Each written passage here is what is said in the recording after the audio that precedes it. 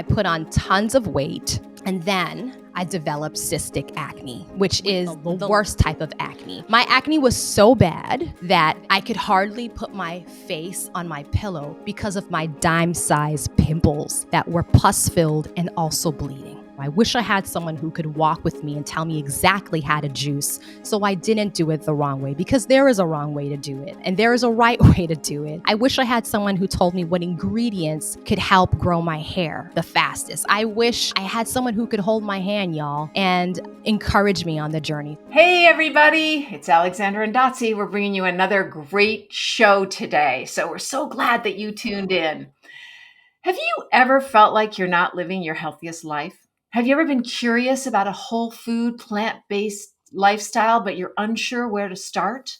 If either of these questions resonates with you, then look no farther than our guest today. Melissa Webster is a certified health coach, holistic nutritionist, and founder of Choosing My Health. She inspires her 70,000 YouTube followers to flourish through plant-based eating, driven by her own journey of overcoming chronic illness. Her fitness expertise, empathy, and unrestrained enthusiasm make her the perfect guide to assist you in your journey to vitality. And today, we're going to discuss Melissa's transformation from junk food vegan to whole food plant-based, and learn how you can deal with things from constipation to hair loss to pregnancy through your diet. So whether you're plant curious, a flexitarian, or a vegan looking to improve your habits, stay tuned as we discuss what steps you can take to achieve a level of health you did not know was possible. So welcome to the show, Melissa.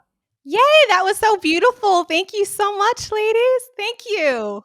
Even though I flubbed several times, but our audience isn't going to know because I'm going to edit that out. It's all part of the secret sauce. It's all part of the secret sauce. So, Melissa, let's start. You are just a radiating picture of health now, but you've had health issues since you were a baby before you started on your health journey.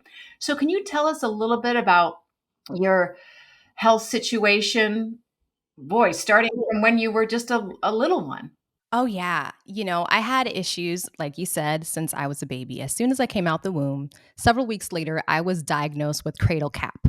And if you know anything about cradle cap, it's a medical condition where babies actually get scaly patches on their head. And mine was my patches were so bad, they had a smell to them. They were oozing and they were bleeding. My mom says that there were times when people didn't even want to hold me. And if you look at my baby pictures, you see a lot of bald spots, and that was because of the cradle cap. So that's where we started in life.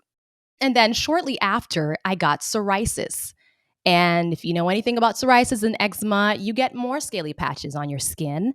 Mine were so bad, y'all, that I was bleeding behind my ears, the crevices of my arms.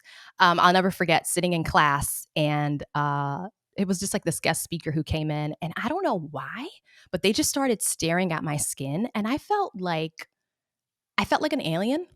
And then they commented, and that was the end for me. And I was like, I don't look normal. And so I always had these skin issues. And then on top of that, I was diagnosed with chronic asthma. And so I would wake up in the middle of the night and it felt like 5 people were on top of my chest. So the nebulizer was right next to me. And then we were just best friends. I remember going to school, not being able to play all the time with the kids because I would just be out of breath. I was really constipated, couldn't go to the bathroom. Going to the bathroom really honestly felt like death. And shortly after, I started feeling like everything was hurting me in my body. So like symptoms of fibromyalgia. So I was just all messed up. So that's how I came into the world. Well, so were you breastfeeding when the cradle cap? Because you're tiny, right? You don't feed kids anything till 6 months, really. Yeah, well, my mother says I was doing a mix of breasts. I was breastfeeding, and then shortly after, I was doing some formula. So when I look back, knowing what I know now, I know that a lot of the triggers for my health issues were definitely tied in to the diet. Then we didn't know that. Like that your mom was having, or the formula, or both? Like your mother's eating and going through her breast milk? Oh, yeah. I think definitely there were some allergic reactions there. What was your Absolutely. diet like then? Well, so as a child, I was eating school lunch. If you know anything about inner city school lunch, you know that it's filled with tons of processed food.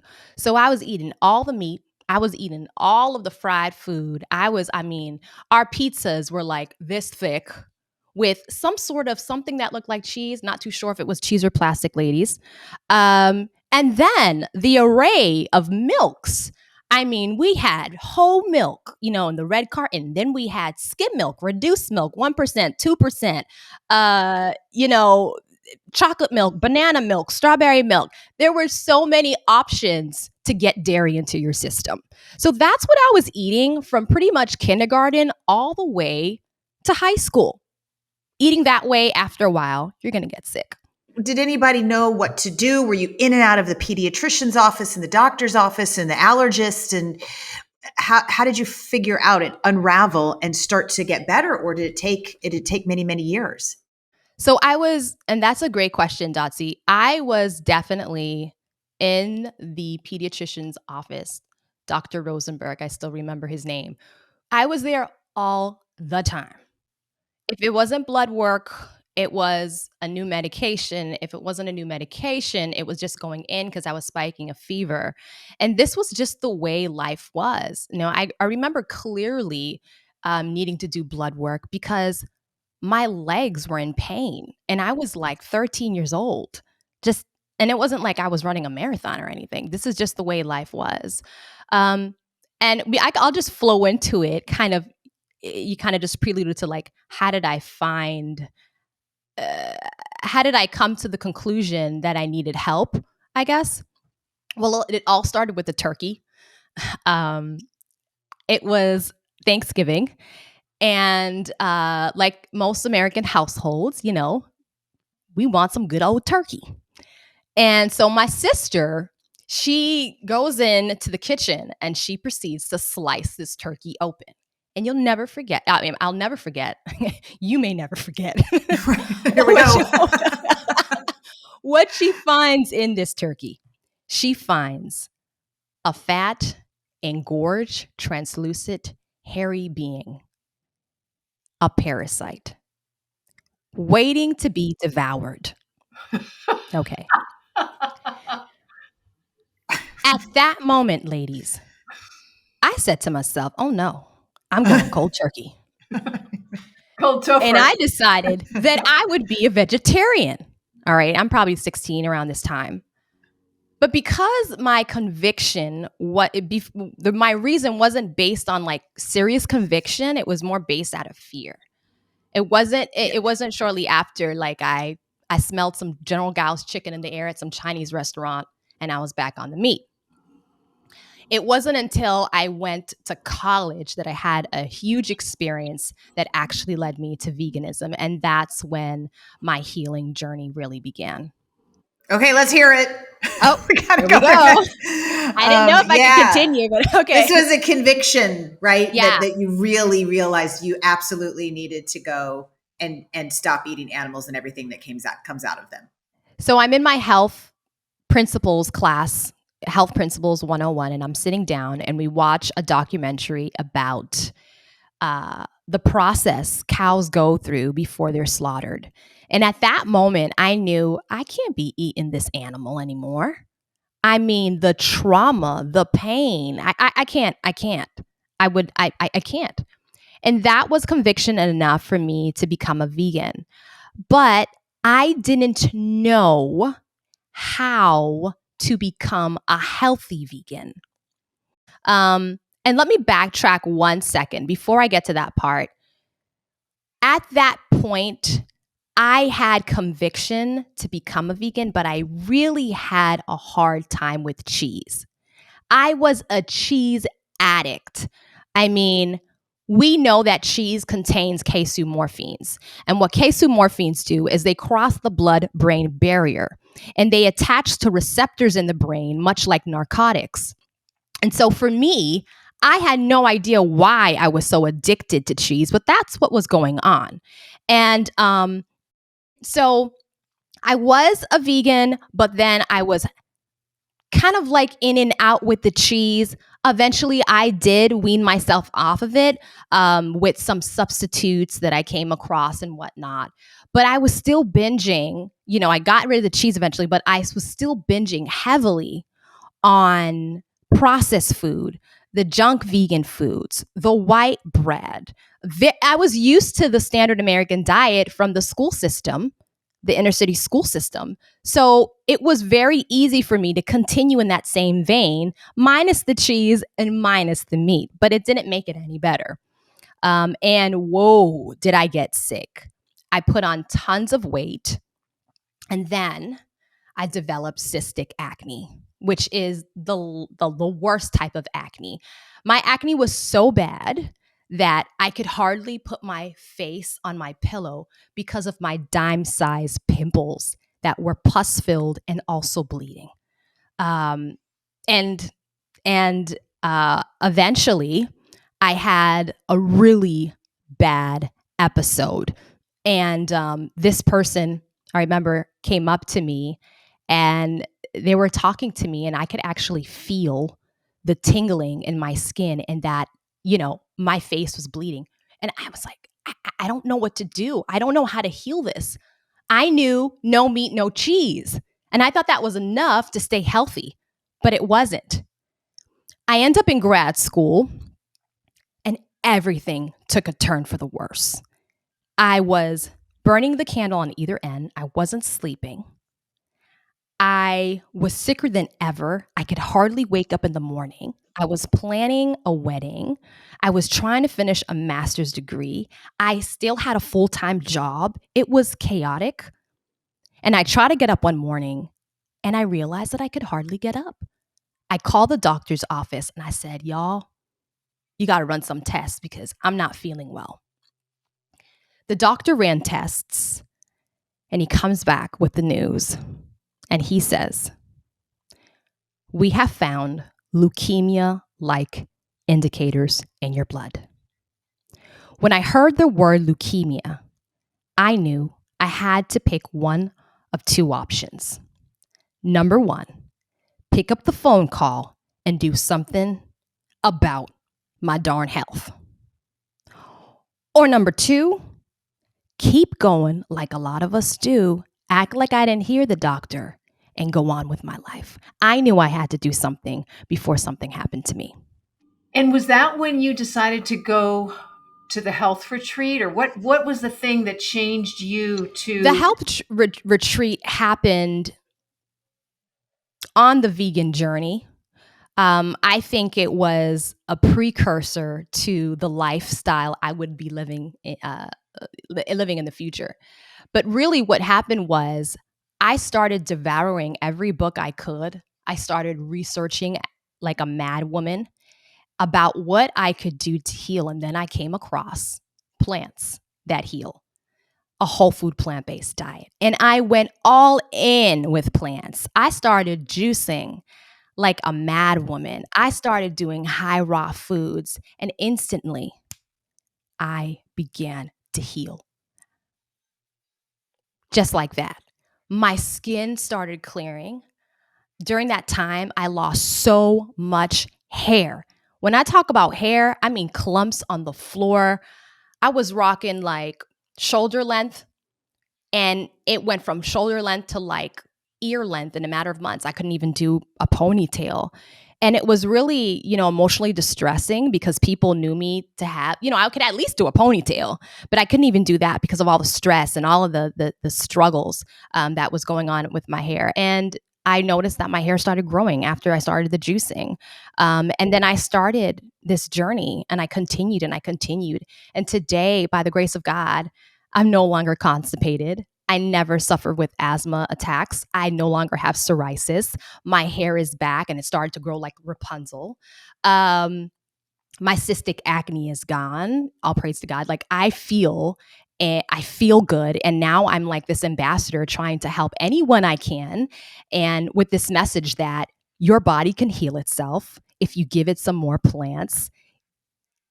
Give the plants a chance to do its amazing work in your body and see that you too can heal. What was it? I'm always so curious where people kind of just make these, dramatic shifts. And a lot of time it's from a health scare, which you were definitely experiencing. The cancer was, the tip of the iceberg there, right? Where it's like, okay. But what was it that opened your eyes to make you believe that this was going to work? Did it just make logical sense, that greens and fruits and like all these wonderful foods with these natural, beautiful colors just made more sense than eating dead things? Or like, it's just, some people just went all in. And it's like, why? Like, you knew you needed to make a shift, but what told you that this was going to work? Well, part of it, Dotsie, was my hunt to heal. I was on the prowl to get better. And you touched on it. It was the episode at the doctor's office. I around that time, I think my aunt had passed from cancer. So I was on high alert. I realized that if I didn't do something, I was probably going to be an accident waiting to happen. And after researching, I said, "It's let me take a chance on myself. This has happened. This has helped other people. Maybe it can help me." And I did not know the dramatic effect it would have. I think some of us, we think, it can work for them, but not me. But how about give it a try? And I'm so happy I took a chance on myself, because when I did, that's when I actually started to see things happening. And I saw things happening, but it really started to sink in, y'all, when I had a friend come up to me 6 months after kind of like this juicing and high raw and whole food plant-based journey. And she's like, "Hey girl, did you notice that your hair is growing back?" And I was like, really? And I took a picture. I was like, "Oh my gosh, my hair is really starting to grow. Like, I could see some inches." And then I could tell something's happening. I noticed that my acne flare ups were not as bad, and things just started to kind of wean themselves from the storm inside of me. And then all of a sudden, I'm just like, better. I'm not going to say that I'm like 100% healthy and perfect. No, I'm a human being and I live in an imperfect world. But for the most part, the things that I said, I no longer suffer with, and I'll take that any day. You juiced a lot, you said, in your recovery and your beginning of your vegan journey. Is this something that you recommend to your clients? Because I've heard differing views on juicing. One is that it's not great because it doesn't have the fiber, it takes out the fiber. And so it gives too much of in the case of fruit juice, too much glucose. And then in the case of vegetables, you're taking out the fiber, which is so important. Tell us why you think juicing is so helpful and how do you recommend we incorporate it in our lives? Well, first off, I think anyone who's done a juiced feast, I would want to call it, if you ask them and if they've done it the right way, I think they're going to tell you that they helped their bodies. I've heard, of people who've done, I'm just going to be honest. I've heard of people who've done completely fruit juice fasting. I don't necessarily recommend it, but I'm not knocking their experience. Completely fruits, and they've actually reversed diabetes. And I think what happens in the body is that when you're juicing, you are actually delivering a flood of nutrients to your body. And when you do that, you begin to recalibrate the system in such a way that you are giving your digestive system a rest, but you are also flooding your system with tons of nutrients, and you start to heal. For people who are diabetic, especially, and I know I've heard of the stories of people who've done the fruit fasting, and it's worked for them.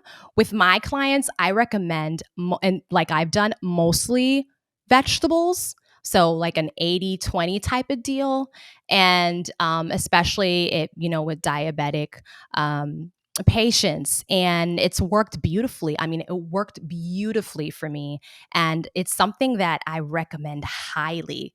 I'm not going to push it down your throat. But so sometimes I tell people, try a 3-day juice fast and see how it works for you. In fact, I'm running, by the time this this is aired, I think I'll be running I am running a healthy hair juice challenge. And this is for anyone who basically wants to reset hair growth and reset the body's healing system. This is exactly what I did at the beginning of my health pivot. And it literally fast tracked, my healing. It just opened up the floodgates. I was able to go to the bathroom better. I think it really did a lot for my hair. And the reason why I'm doing this is because I have tons of people who are like, okay, I really like your testimony, but can you help coach me through a similar process? And so this is giving people the opportunity to join with me. And what we're going to do is we're going to do 5 days of juicing with smoothie support. So we're doing some fiber because I know that some people are concerned about the fiber. So we are adding a little bit of fiber and specifically protein smoothies because we know that the hair is so protein dense, and that's what makes this challenge a little different. I wish I knew then what I knew now. I wish I had someone who could walk with me and tell me exactly how to juice so I didn't do it the wrong way, because there is a wrong way to do it. And there is a right way to do it. I wish I had someone who told me what ingredients could help grow my hair the fastest. I wish I had someone who could hold my hand, y'all, and encourage me on the journey. So that's what we're going to be doing with this Healthy Hair Juice Challenge. So of course, I definitely recommend it. And if anyone's interested in doing it with someone who's done it for some time, check out healthyhairjuicechallenge.com. In fact, yeah. I'm interested in do you know the science behind hair loss? Because I do know certainly that in our hair follicles, in the shafts, there's a ton of protein. So that would argue that you just eat a high protein diet, which could be filled with animals. So what, besides aging, but you were very young, still very young, what do you know the science behind why is your hair actually falling out? Why was it falling out? Was it a stress? But did you really think it had something to do with your diet? I think it definitely had something to do with my diet. And I think that was the primary thing. There are many hair growth haters, I call them. And there are many reasons for hair loss. It could be family history of balding, right? On your mother or your father's side. It could be age, which you touched on. It could be significant weight loss. During that time, I wasn't eating very well. So, I had significant weight loss as well. I was like at 98 pounds. And so now I know that was one of the factors. Another factor can be certain medical conditions, such as diabetes or lupus, thyroid disease. Another factor can be stress. It could be poor nutrition. In my world, what led to my hair loss was definitely serious inflammation in the body. I had a very poor diet, and even though I was a vegan, and what that did was it led to malnutrition in my body. I was low on so many critical nutrients that I needed in order to grow my hair. So when you are not eating well, how is the body going to take care of your hair follicles to start producing beautiful hair? It's going to have a hard time doing that. So and then of course I talked about the weight loss, and then I think I was actually dealing with some hormonal issues. So we're looking at hormonal issues, we're looking at weight loss, we're looking at a poor diet, we're looking at inflammation, and we're looking at a very stressful event that I was experiencing, and all of that led to hair loss for me. And it happens to a lot of people, not just women but also men. So is there a difference between, are you talking about when people having fuller hair or actual hair falling out or brittle hair, or how are you improving hair? And for men, there's a lot of men who have male pattern baldness. Can you help them? Um, I had alopecia right here. Dotsie, do you remember? And I had to cut my bangs back so that it covered this sort of quarter size hole. It happened during the pandemic. No, I don't. It grew back, but it That's happened during the great. pandemic, and my hairdresser said that it was stress, and I was like, I'm not stressful. I actually had a very productive, positive experience during the pandemic. I was very fortunate, but maybe it was because I did sometimes wake up fearful of, checking my breathing to see if if I had a virus in my chest in the beginning. Um, but I also so I started taking iron, and I don't know. I guess I'd like to know. Tell me how you can improve people's hair. Well, the question I would ask anyone who wants to improve their hair is, what is the root source? So we're going to look at the factors. Every person's life is unique. We are all in our unique bubbles. Okay. So you might be dealing with radiation, where the other person is dealing with hormonal changes, where the other person is dealing with a stressful event, and they're all experiencing hair loss, right?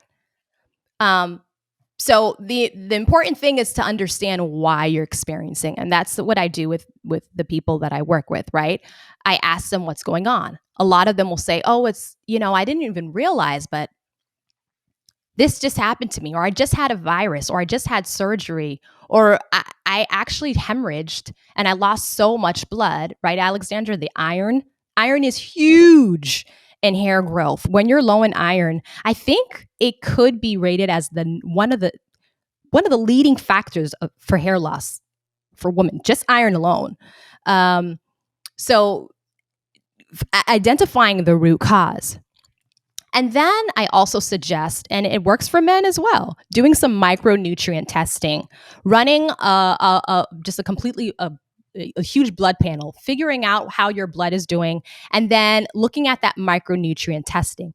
That micronutrient test can show you the nutrients that you're lacking in. And many times when those are dipping and those are low, you get the byproduct of hair loss or some type of hair situation.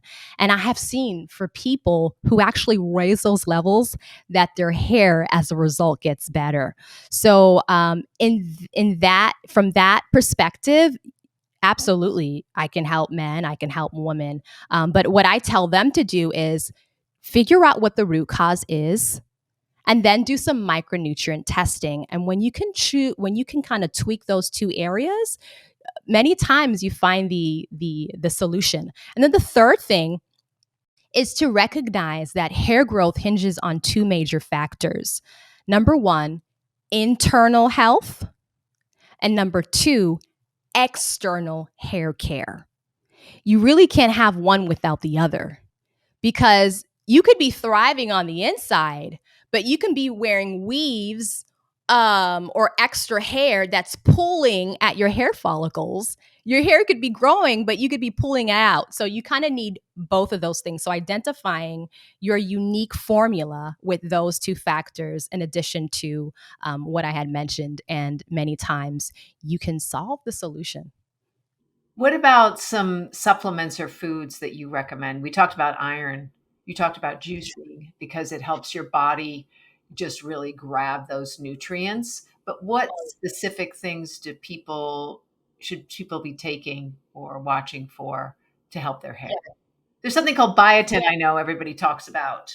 Well, yeah, biotin is great. And the reason why I prefer to take biotin when I can via food and not a supplement is that it can kind of give you false readings, heart readings. There are people who take it and then something about false readings and heart attacks. So I don't like the way that sounds. So I try to when I recommend biotin to people, I always recommend, whenever it's possible, get whatever you can from food, right? Because your body's going to assimilate it the best that way. But I mean, there's biotin. Biotin is great. And there's biotin in carrots. Did you know that? No, There's, tell me what yeah. foods are good for people to eat for their hair. Yeah. Yeah. So biotin, carrots contain biotin and beta carotene, and beta carotene is a precursor to vitamin A, which is amazing for skin health and eyes and hair. And then you have my best friend, beets. Beets are incredible because they're super high in iron, and iron is super important for hair growth. I also like ginger. Ginger applied topically to the scalp or even taken in food is incredible because it's going to help the circulation in the scalp and then all over the body. So you're going to get that blood flow. What's a good one? Sweet Leafy potatoes. green. Yeah, sweet potato. Yeah, sweet potatoes. Super They're going to high. give you, yeah, super high. Super, super good. A lot of us know the stuff, we just don't always do it.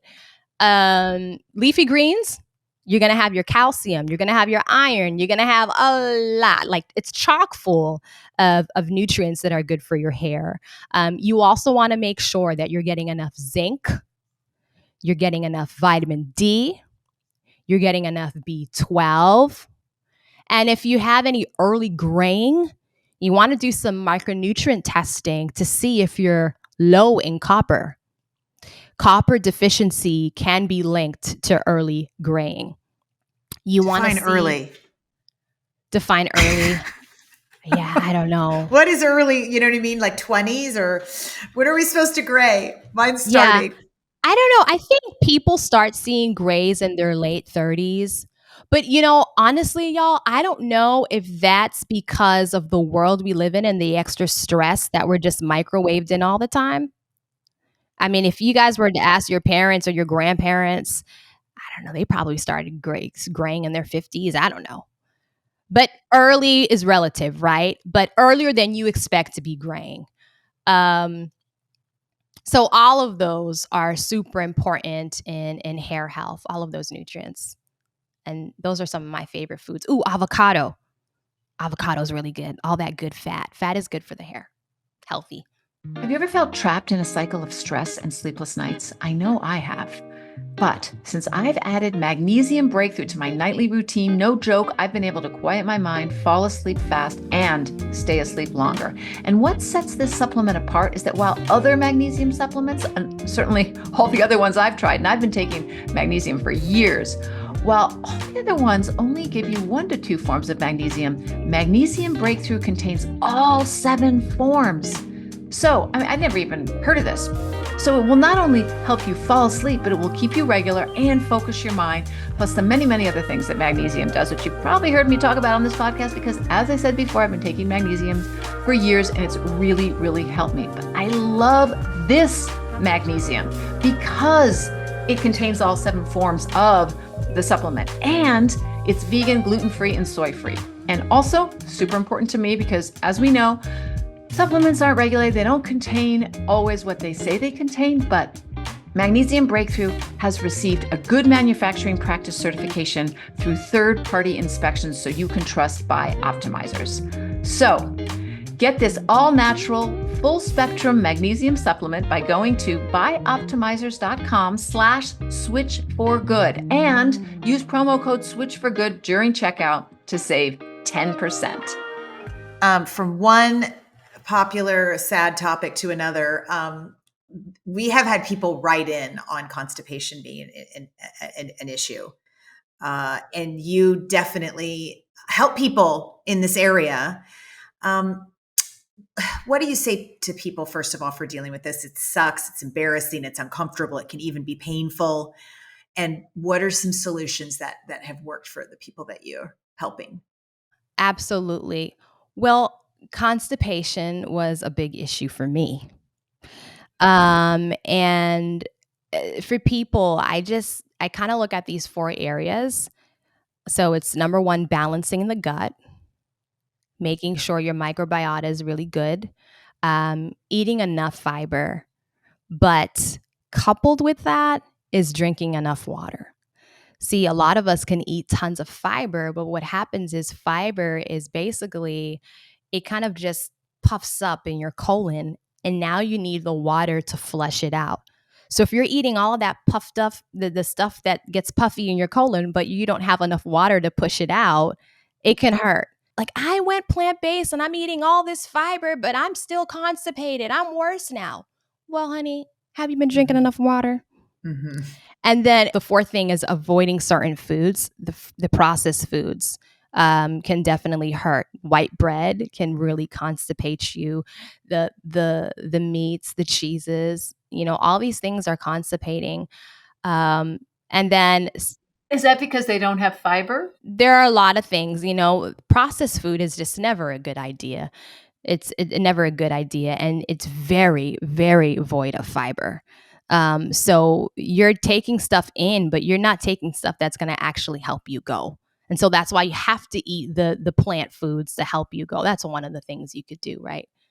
I see people, I have a couple friends who for decades have been, they drink Metamucil at night. Usually, I think it's the orange kind. I don't know. It's like, Yeah. and it seems, I've heard that's fiber, but it has a little bit of processed stuff in it, and also it's not. Is it? I've heard that it doesn't isn't as good for your gut as if you ate food with fiber in it. Is that true, or am I? Is it fine for people to eat the Metamucil psyllium husk and the cookies and whatever else they have?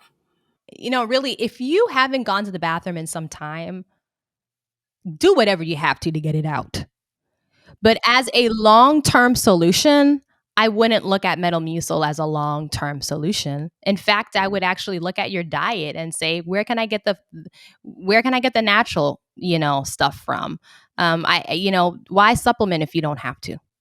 And then why take something that may have some additives and neurotoxins and extra stuff that at the end of the day could be hurting something else.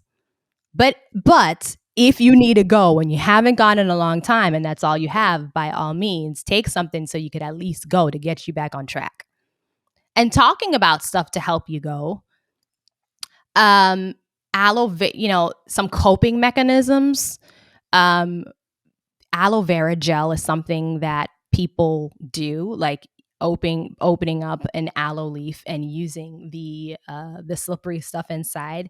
And there is one remedy that I've used in the past. It's aloe vera, the inside of the aloe vera with a green apple, some flaxseed, and some warm water. And then chasing that blend down with like 2 cups of water, and you'll go. I used to use aloe vera nightly. I would just take a swig of the gel because I struggled with constipation in my 30s, and How did that help you? oh, fine. I guess I didn't struggle with it because I just took 2 swigs of aloe vera gel and not the juice, the gel, Yeah. and that was that. And I think what it does is I think it coats your colon and your intestines to make everything just go through easier. That's my theory. I don't know if that's true. No, I'm with you on that theory. I mean, someone could probably correct us, but what I do know is when you take the inside of the aloe vera leaf, you'll go. And some people don't do it. I'm not saying you have to do it, but it's if you wanted to try it out, you could. Potassium is going to be great. Senna, you're going to find it in a lot of pills to help you go to the bathroom. My only concern with senna, even though it helps you to go, is it can give you cramps. So if you're going to use senna, be gentle and start with a little bit because it could really hurt. Slippery elm is great. Psyllium husk, you could try that as well. But like Dottie said, tons of water with it. And tons of water with any of this stuff, right? You need to push it out. Exercise is really going to play a huge role in making sure you stimulate the muscles down there to help you actually go. Some good stretches, even taking your hands and putting them on your abdominal muscles and like massaging the area after you've had that aloe or after you drink that water. It's going to help get things going, stimulate some peristalsis. And then when you're in the bathroom, you could even use a little footstool. So put your feet on top of the footstool, and it's going to help you push the stuff out better that way. So those are some things that you could do. I'm a proponent of magnesium. I do take a lot of magnesium, and it's probably why I don't have any constipation issues for years now. And I think it's because I regularly take magnesium. Yes, magnesium is great. Do you guys know the product Calm? I think it's Yeah. magnesium citrate. Yeah. My mom uses that. Yeah. So Calm is magnesium, And magnesium is great just in general, but it's really good to help you go to the bathroom as well. And that's something that I've referred to people, and people have had great success with. I know one lady, she's like, I can't go to sleep without drinking my calm. And she, puts it in her water, and it fizzes up, and she drinks it, and she's able to go in the morning. So it's something people could do as well. So yeah, I totally see why the magnesium would help. Now, you mentioned foods with potassium. We all know bananas, but I've heard you say that there are other foods that have higher potassium than bananas. Oh yeah, I mean, you could look at prunes, you could look at Swiss chard. Potatoes even have more potassium than bananas. Beans, watermelon, the leafy greens, spinach, like the whole plant family, you know. Not the whole plant family, but the plants have a lot of good stuff. And when you're eating plants all the time, you don't even realize how much good stuff you're getting. So if somebody's listening that has some of these conditions, constipation, hair loss, just general kind of funk and fatigue. What are some tips to get them going on their plant-based journey, but ease them in? Ease them in, because that's an important one. You don't want to do the cold turkey that I did and then just go back and say to yourself, why did I do that? The first tip is to know your why. Mm. You want to know why you're doing what you're doing. Before you do anything, before you guys started this podcast, you needed to know your why, right? You needed to know why you're doing what you're doing. You want to help people. And when you kind of just go into something willy-nilly, you kind of lose when the tough times come, you kind of lose orientation. Like, why did I even do this? But when you have your why, even if you have to post it on a board someplace to remind you, you keep uploading. You keep going. And so that's whenever someone's like, "Oh, I want to go plant-based," I say, "Well, what's your why?" Sometimes it's like, "Well, I want to look good in that bikini." And I'm like, "Okay, well, that might be why enough for you, but it may not work for someone else." But when you talk about, I want to have enough years ahead of me so I could play with my grandchildren, or I want to walk my daughter down the aisle, or I don't want to pass the way my dad did, then I find that those whys, they stick. And then another suggestion would be, what do you like to eat? Okay, I like mac and cheese. I like pizza. All right. Did you know that there's a vegan alternative? Sometimes even tastier without all that bad junk. And then making a list of this is the exciting part, right? Just to ease them in. So it's more approachable. Write down all the foods you like, and then scour the internet now and find substitutes for each of these. Oh, I found a really good mac and cheese recipe that's vegan. Oh, I found a pizza recipe that's vegan. Oh, I found a chili recipe that's vegan. And then you want to pick a day out of the week. Maybe it's a meatless Monday where you make those and you eat plant-based the entire day. Usually, it becomes less intimidating. And they're like, if I could do one day, then maybe let me try 2. If I could do 2 days, let me try 3. That's kind of how I got my husband to go plant-based. I was not trying to make him go vegan or anything, but because that is a conviction I feel. When we were dating, I was like, I'm not going to try to change you. I want this to come from you. Even though I didn't want to cook out of 2 pots, cook 2 pots when we were married, it's just one of those things where I'm like, my love for you is greater than the way you eat. And I started just making lunch for him and dinner. When we were dating, you'd come over and I'd just have some lunch and stuff. I never told him like, hey, by the way, this is vegan. Or by the way, this doesn't have any meat in it. But he started eating, and one day he was sitting next to someone. He's like, oh yeah, I'm a vegan. Ladies, I almost fell out of my chair. And I'm like, what happened? Like, can you update me on this new status? And he's like, well, I've been eating this way for so long and it's good. And I realized like, I'm not really missing the other stuff, Yeah. So that's what I tell people. Start to enjoy the plant-based foods and find flavors that you like. Chances are that you're going to fall in love and just stick with it. Don't you think that's good to have some staples in your pantry that you can go to for like a quick meal so that you don't order in from the fast food place around the corner or whatever? So, what would those be that you recommend that people start getting into their pantries? Yeah, like, oh man, that's so important. Many times I hear people like, well, I love this lifestyle, but I can't do it because I'm just too busy and I don't have time to cook. And that's the reality for a lot of people. It's my reality as well. And the way I remedy that is by meal planning. So that's one part of having your stuff, your backup food. So you don't binge on, like, I don't know, chicken wings. Um, so having a day out of the week where you can meal plan and you get your favorite plant-based meals, and then you cook enough to spread out over the weekend, or even 4 days or 5 days. Some people do 7 days. Some people go beyond that with freezer meals. And then just some quick things. Make sure you have enough fruit and vegetables. Buy some apples, buy some things that you could just eat on the run. Buy some apples, buy some nut butter. You could take some rice crackers and slap on some nut butter on there. Buy some stuff where you can make a trail mix, where you can just put your raisins and your nuts together, maybe some dates and coconut flakes, and go to town with that whenever you want to binge on a snack of some sort that's not the best. I love hummus, and making sure that you have some chickpeas, whether you use canned, that's up to you, or whether you like to pre-cook them in a crock pot of some sort or an instant pot, making sure that you have that so you can make a batch of hummus.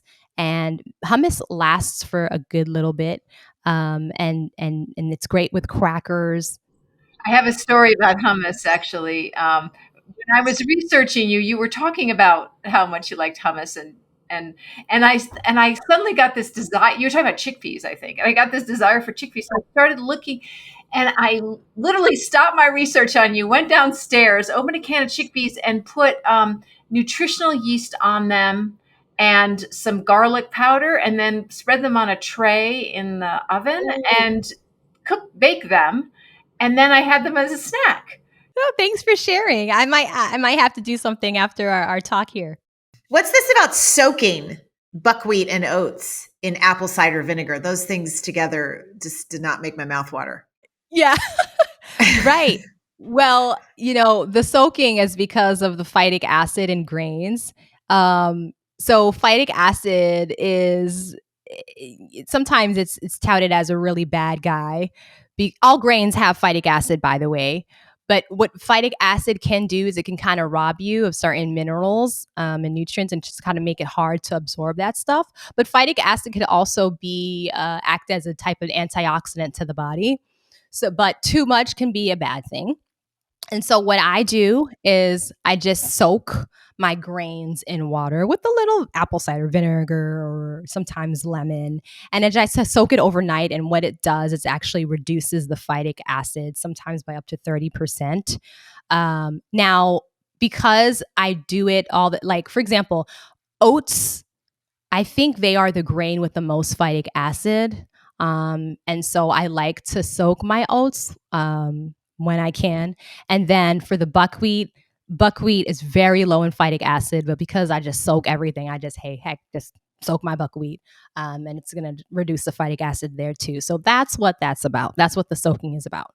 But you have to rinse them off after so they don't taste Oh, as yeah. right. Oh yeah, okay, okay. Yeah, Good. they don't really taste. It's just a little bit of apple cider vinegar, maybe, a bowl, a whole large bowl of water to maybe a tablespoon of apple cider vinegar or something like that. But definitely, you don't want to cook your food in what it was soaking, especially like for beans, if you want to like reduce flatulence and all of that.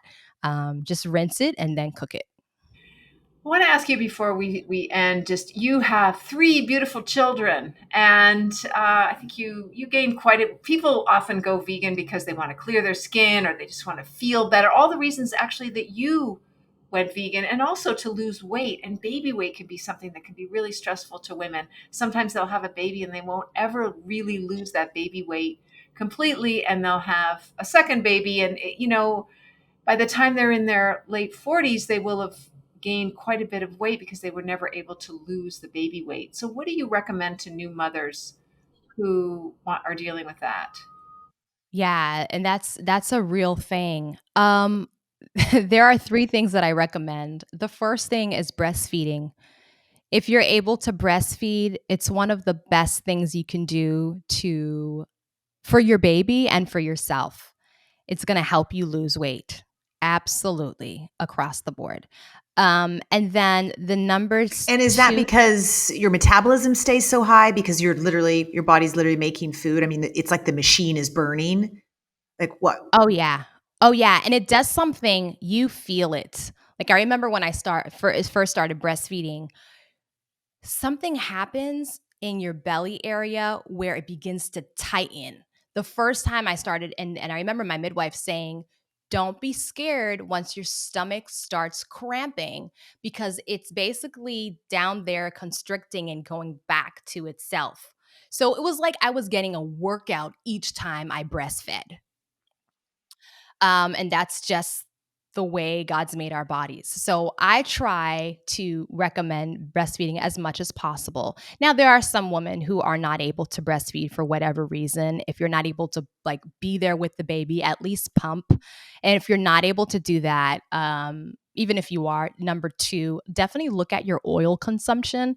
Oil is one of the most calorically dense foods.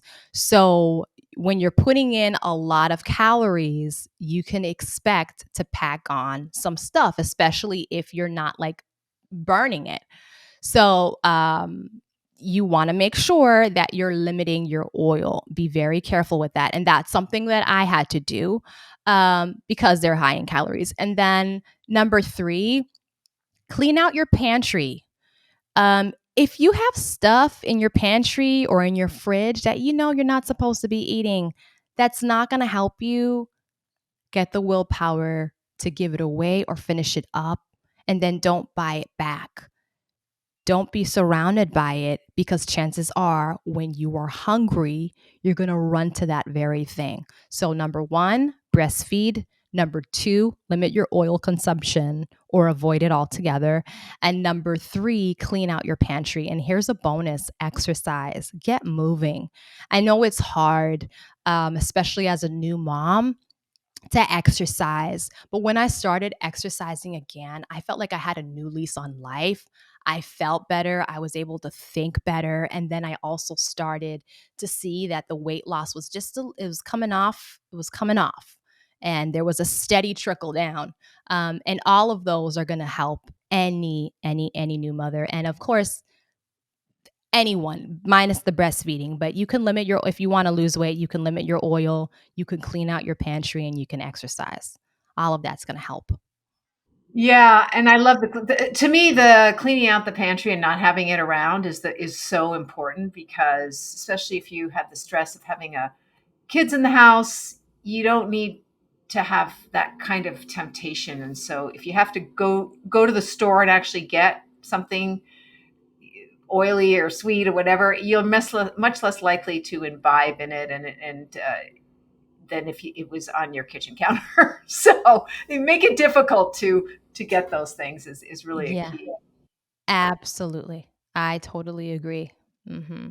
Out of sight, out of mind. That's right. Exactly. It really does work. Tell us where people can find you, and also you have a new hair care line too that's going to be out in the later spring of Yeah. 2024. Yes. Yes. So you could find me on Instagram at choosing my health. You can find me on YouTube at choosing my health. And then I have 2 exciting projects that are launching. The first one is the Healthy Hair Juice Challenge that I will be launching in tandem with the hair care line. So, the Healthy Hair Juice Challenge is basically what we're going to be doing is just a game changing connection. We're going to learn about the game changing connection between internal health and hair growth during a 5-day challenge. And this is to reset the body and to jumpstart hair growth. And then the second thing is the hair care line, which I'm so excited about, y'all. And they are plant-based products. This is stuff that I was whipping up in my kitchen, for all these years. And I was kind of experimenting with my friends and my family. And then I was like, you know what? I think I'm going to pull the trigger and I'm actually going to launch it and just share it with others. So we're really excited about it. It's called Cressador, the hair care line, Cressador, and the products will be very soon available. You could visit cressador.com if you're interested. So that's CRECEDOR.com. Well, thank you so much for being on the show, Melissa. It's been really a pleasure.